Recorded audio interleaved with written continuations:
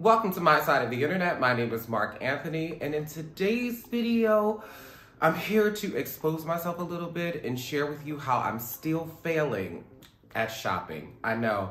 This was actually the last video that I did in the year of 2022 where I outlined, I think, 8 of my shopping mistakes.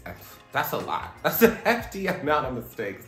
But I'm going to share with you 3 more that I'm continuing to still make as we are now in the end of Q1 2023. And look, this is one of the reasons I love doing these videos is because I'm a lot more conscious and aware about my spending habits and my shopping habits now that I create content around it.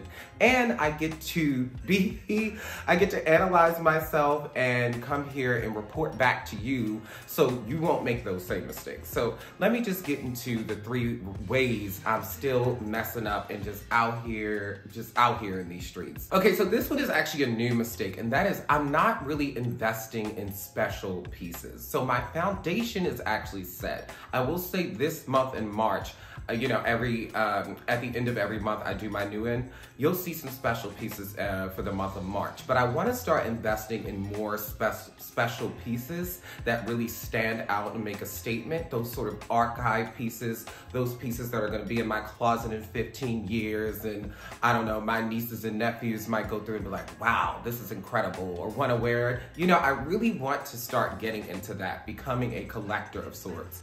Those items that when I really step out, they make an impact, right? They're conversation starters, more conversation starter pieces. That's what I'm really looking forward to building in 2023 and beyond. And so I'm gonna make sure that I'm doing that instead of not replicating the same things over and over. So like this silk shirt is a great example. I love silk shirts, by the way. So that's never gonna fade for me. But I have at least 30. You know what I mean? And I've probably worn maybe 6 consistently. It's an example of a way that I may not be allocating my resources in the best way. Also want to say, as an addendum to those special investment pieces, I also want to invest in special accessories, right? I usually stick with the minimal jewelry like this, but I want to make sure that I expand that, maybe get some statement jewelry, a little bit more bracelets. There's this Versace necklace that I really, really want.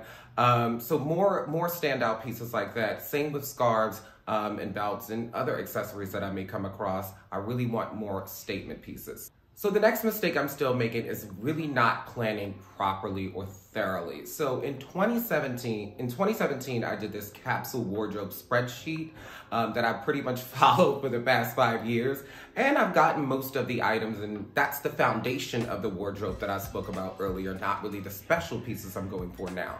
But that's pretty much wrapped up. And so while I'm shopping now, I really don't have a solid plan or strategy, right? Like my plan as it stands is saving things to my Karma account and then waiting for it to go on sale and then going to get it. Or waiting for ASOS to drop some promo codes and then getting things that I already have saved, right? There isn't really any real strategy in terms of collecting. So what I did this time around was I created a separate tab on that spreadsheet, and then I outlined every single month, and then I put wish list items or items that might be a little bit more pricey or higher in the month that I think they should correspond with.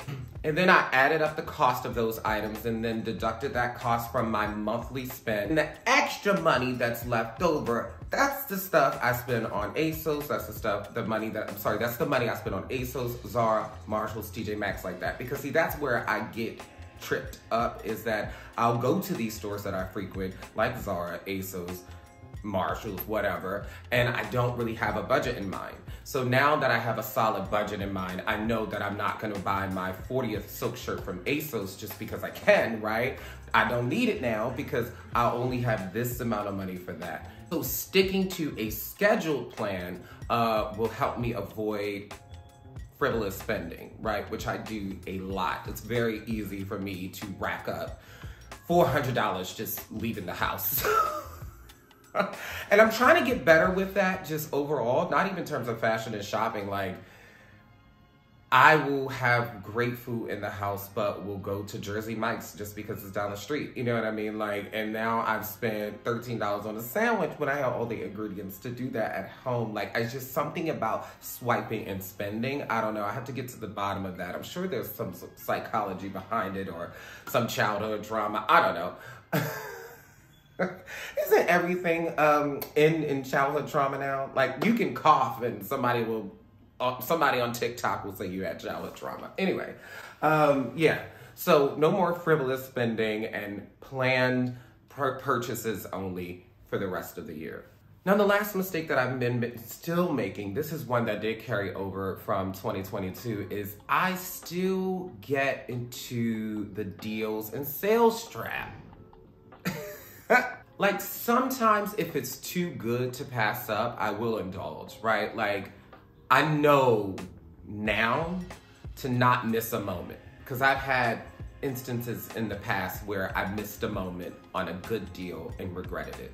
So now I just have to be a little bit more judicious in terms of what is a good deal, and am I actually gonna get my cost per wear or my, I have to come up with a new term that isn't cost per wear, but my like per wear, right? I want to like it. Going back to the very first mistake where I talked about the special pieces, like, I really want to admire it. So I want to make sure not only am I going to wear it, but do I actually love it? A good example of that is if you go back and watch my January new in haul, I do those hauls at the end of every month, you'll see I purchased about 18 items from the Zara sale. That was an example of me still just having a manic episode when it comes to sales.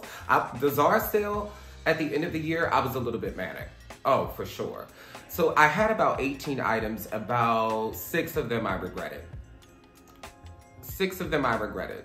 So, yeah, but I was just so into the sale and the deals, and like the Zara sale has always been like an exciting time for me because, to be honest, I don't really celebrate holidays.